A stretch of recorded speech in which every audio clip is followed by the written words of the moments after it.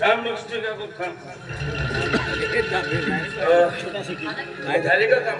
हो मला कामं झाले. नाही थांब थांब थोडं काम आहे. लक्ष्मी काकू तुझ्या पोराच्या नोकरीसाठी तुला पैसे हवे होते ना? नाही मागशील तेवढं तुला पैसे दे.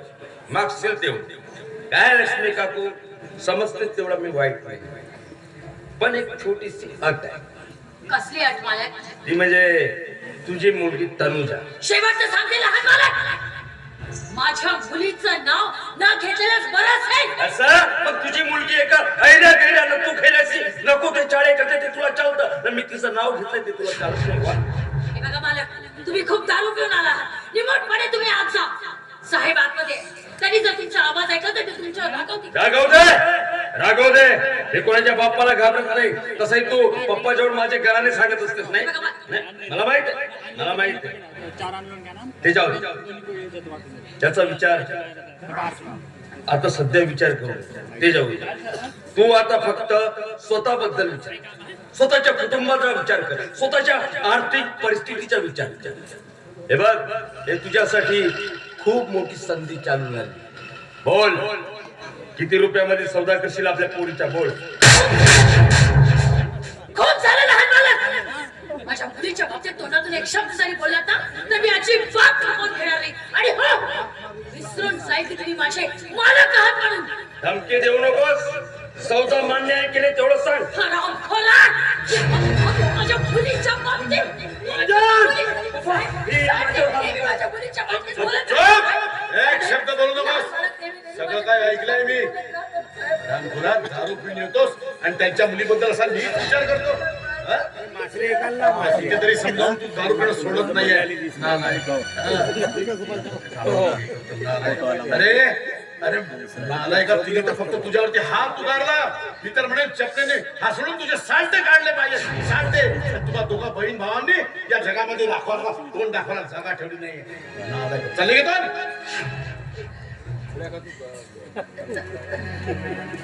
लक्ष्मीताई. मी आज माझ्या मुलांमुळे हरलो आहे ग.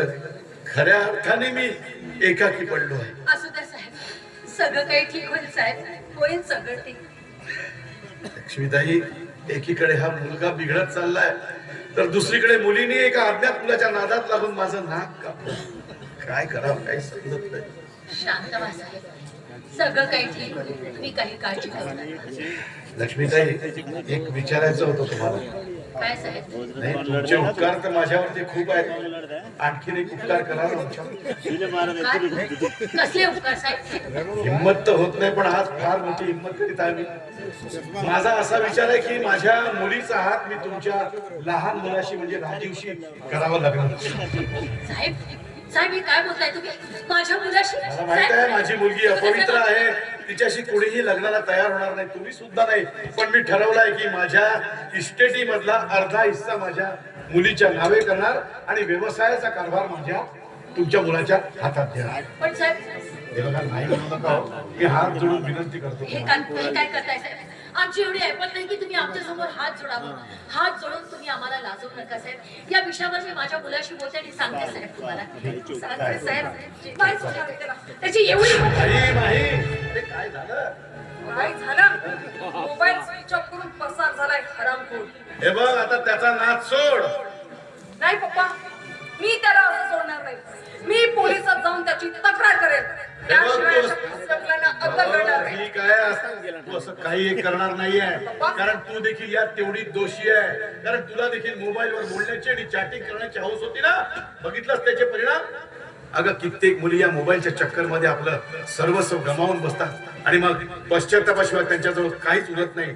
तीच गत तुझी झाली. आणि हे बघ आम्हाला पोलिसात तक्रार वगैरे काहीही करायची नाहीये. झाली बदनामी तेवढी पुरे आहे. आणखी शोभा करून घ्यायची नाहीये. बस बस आता एक शब्द बोलू नको. आणि हो आम्ही तुझं लग्न लावून द्यायचं ठरवलंय. काय? येस माझं लग्न? होय. अहो पण पप्पा कुणाशी? लक्ष्मीताईच्या लहान मुलाशी राजीवशी. काय? अहो पप्पा हे काय बोलताय तुम्ही? अहो तुम्ही अशा गरीब घराण्यात तुमची मुलगी देणारा जी आपल्याकडे एक साधी मोल करीन. ती सुद्धा लायकी नाहीये तुझी. लायकी आहे पप्पा, लायकी आहे. अहो पैसा जर असेल ना तर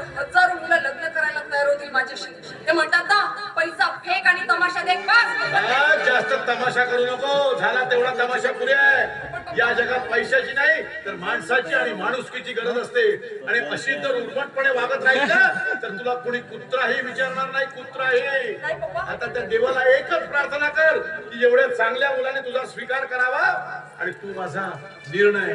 हे बघा पप्पा, मला या पप्पा, मला जायचं. पप्पा, माझा ऐकून पप्पा. पप्पा, ठीक आहे पप्पा, ठीक आहे. स्वीकारला मी तुमचा निर्णय, स्वीकारला. पण मी वागेन ना ते फक्त माझ्याच मर्जीने. होय, फक्त माझ्याच मर्जीने.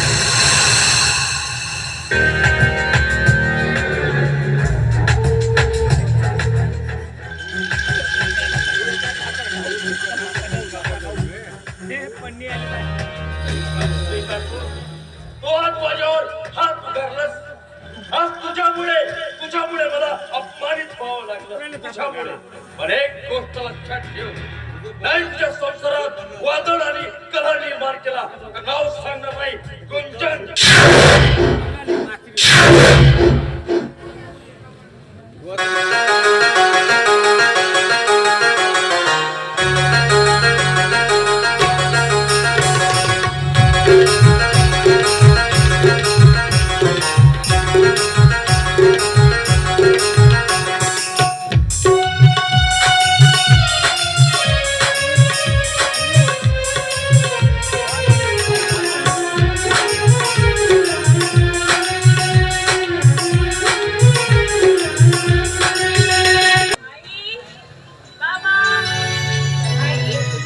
तनु, ये पुढे. मी बरी आहे.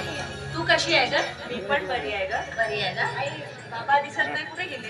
अगं तुझे बाबा गेले दवाखान्यात. आणि राजू दादा तो त्यांना घेऊन गेलाय सोबत. काय ग, काय झालं पोरी? आणि संजू दादा तो कुठे जातो, काय करतो, कधी सांगून जातो का? हिंडत असेल गावभर. काय झालं पोरी? काय झालं? काय सांगू ग आई, काय काय सांगू? झालं? अगं आई, संजू दादा ना आमच्या घरी आला होता. यांना नको नको ते बोलून गेलं. एवढंच नाही, त्यांना मारण्यासाठी त्यांच्या अंगावर धावून पडला. तर सांग मी काय करू आई? हे बघ पोरी, तू शांत हो. तू आला की मी त्याला सांगते.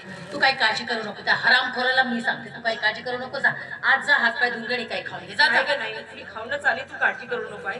फक्त एक विनंती आहे, दादाला समजून सांग की या पलीकडे आमच्या घरी येऊ नको म्हणा. आणि आम्हा नवरा बायकोच्या भानगडीत तर अजिबातच पडू नको म्हणून सांग. तू आला की समजून मी त्याला सांगशील ना? हो सांगते, मी समजून सांगते. तू काही काळजी करू नको पोरी.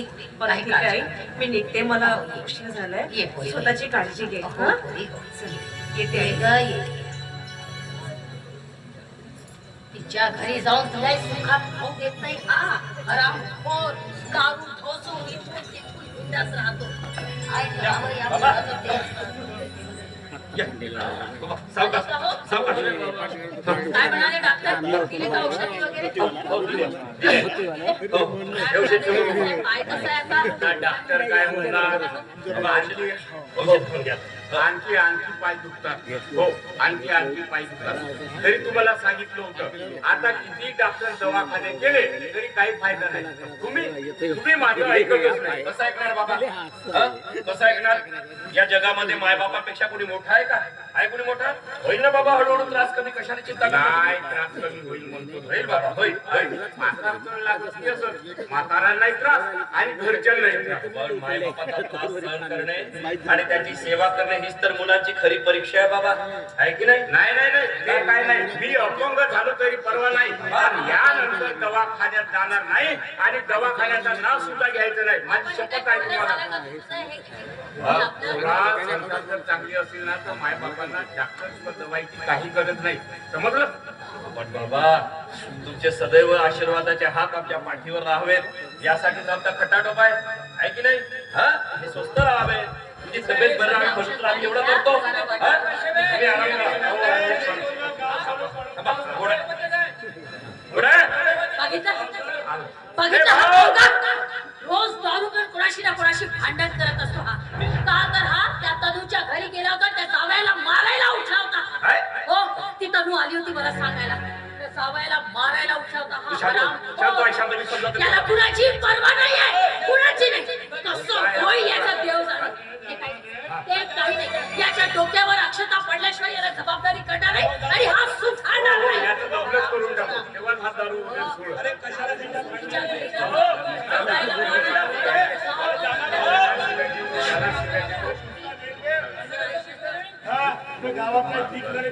शांत व्हा.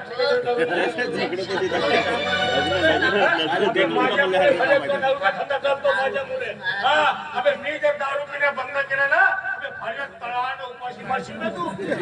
उपाशी मारशील. साला शांतीला हात लावून पाहा तू माझ्या बे. शांतीला हात लावून पहा. साला 3 पैशासाठी 3 गोष्टी संग्रहाला हराम करतो.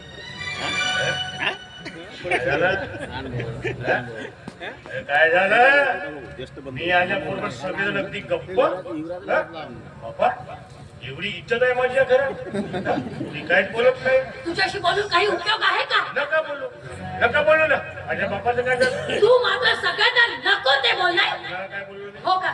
कुणाला काय बोललो तू नाही? कुणाला काहीच बोलला नाही, काहीच बोलला नाही. अरे तुला काय गरज आहे दारू पिऊन कोणाशी भांडण करण्याची आणि स्वतःच्या जावयाच्या अंगावर धाव अरे जाण्याची? म्हणून काय त्याने आमच्या बहिणीचा छळ करायचा का?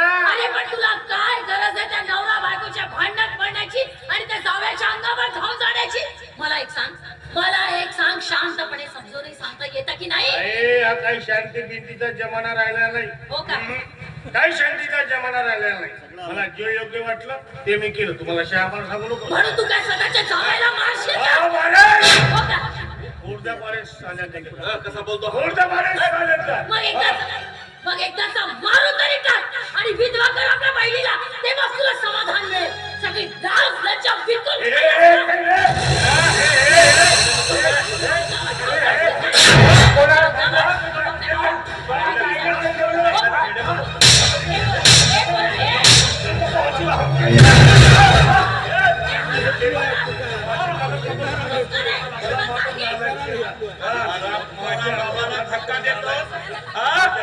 बाबाला धक्का देतोस तू?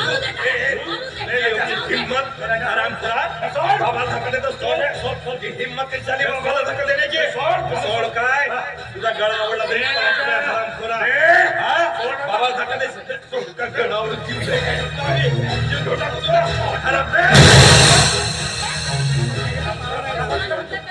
मला माफ कर या.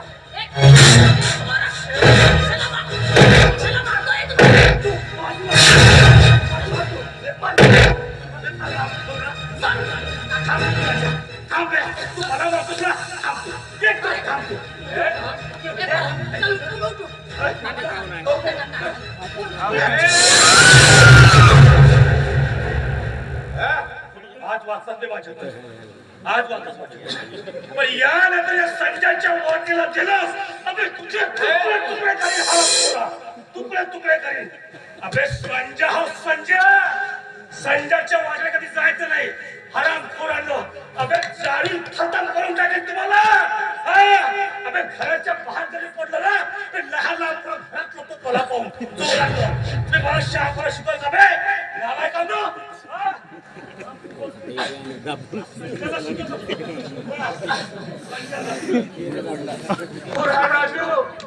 अरे मला उत्साहात येत नाही रे.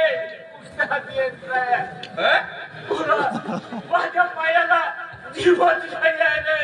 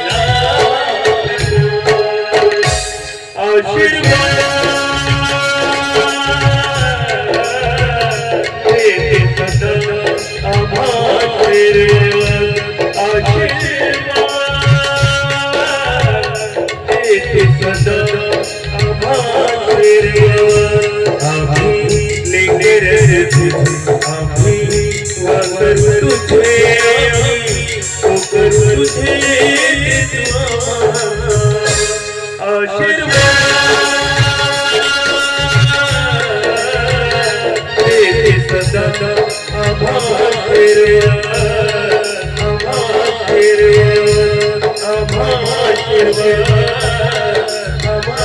आशीर्वाद